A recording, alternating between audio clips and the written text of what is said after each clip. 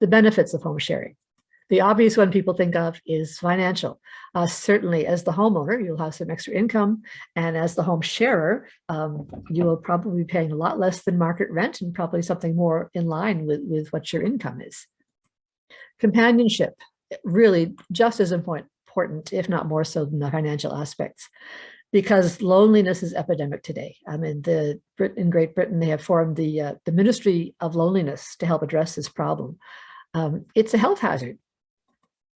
Help with tasks and mutual support. Now that's an easy one, just whether you're waiting for the electrician to come and someone can be there in the morning and someone in the afternoon because they're coming somewhere between 9 and 5. Putting out the garbage, maybe home maintenance tasks, either that or you can hire someone with the income to cover home maintenance. A sense of well-being. Now this, as Margaret Mead says, there's a universal need to know that someone wonders where you are if you don't come home at night. So just someone that has your back and someone that you can turn to in an emergency. And sustainability. Now this one, it's almost a no-brainer. If this is something that's of concern to you, I think more of us are gaining an awareness of this as a concern for the planet.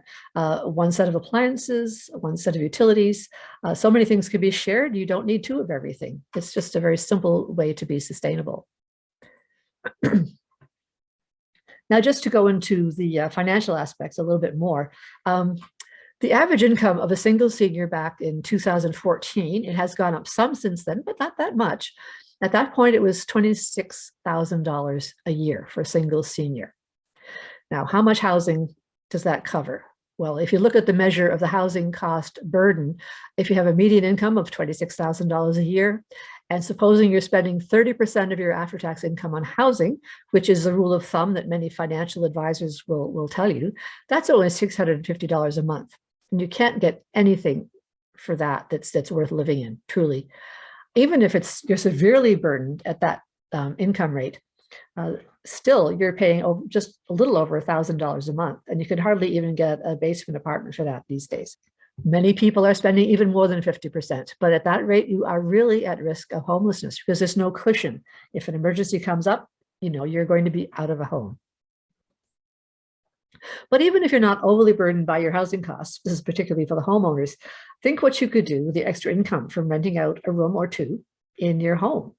The cost of home renovations, whether it's fixing the roof or replacing the furnace, or even making your home more accessible by putting in a roll-in shower or grab bars, or even an elevator. There are some residential elevators now that can be installed in a lot of houses, or you can hire a housekeeper. Now, some people will rent a room in their house in exchange, and with a lower rent in exchange for providing this kind of service. But I kind of caution against that, because if you have a housemate that you really get along with and are living happily together, it's a lot easier to fire a housekeeper than it is to fire a good housemate. So better to take the income from renting the house to someone and use that to hire someone to do the vacuuming and dusting twice a month or whatever it is that you need, and just enjoy your housemate and just live happily together. Or you can build your travel fund. And that's another advantage to having someone in the house, because you go away and you don't need to find someone to take care of the plants or the pets or to take care of your house. There's someone there. Of course, you could also travel together, and that's another option if you want that kind of companionship. And speaking of companionship, people are social creatures, and we need not just the trivial sense we like company and the obvious sense we depend on each other, but we're social in very elemental ways. And I think the pandemic really has highlighted this, because I'm sure all of us, or many of us, if you're watching this, you probably have been on Zoom calls, that kind of thing, a lot.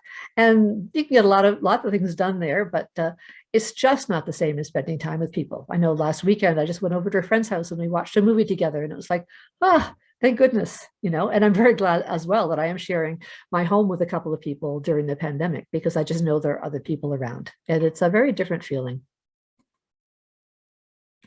But interestingly, I think 28% of the households in Canada, this is from 2016, but I think this is pretty constant. And the percentage, interestingly, is about the same in the United States.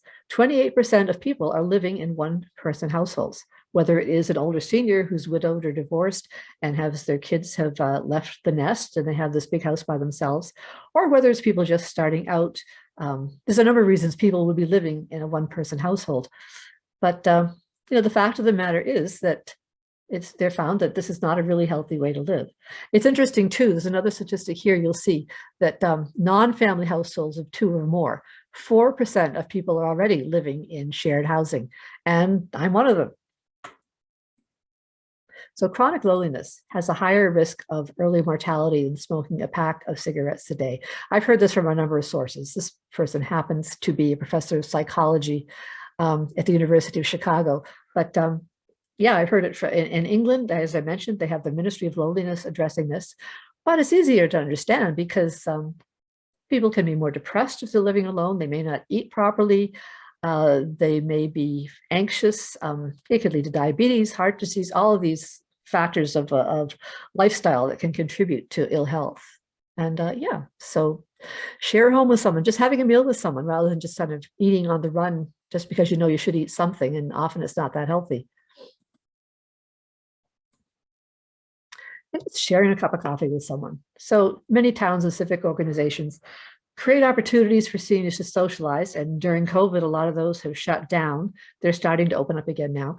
But nevertheless, there's a lot to be said for just sharing an informal cup of coffee with someone in your own home and talk about your day. I mean, something's bothering you, it's someone to bounce ideas off of. What would you do about this? And what do you think about this? And it's just so much easier when there's someone that's you're naturally around every day. You can kick back and watch a movie at the end of the day. It's just, I don't know, I just enjoy it. And help with tasks and mutual support. We talked about that. Running errands, just someone to pick up the groceries or someone to, as you say, wait for the electrician.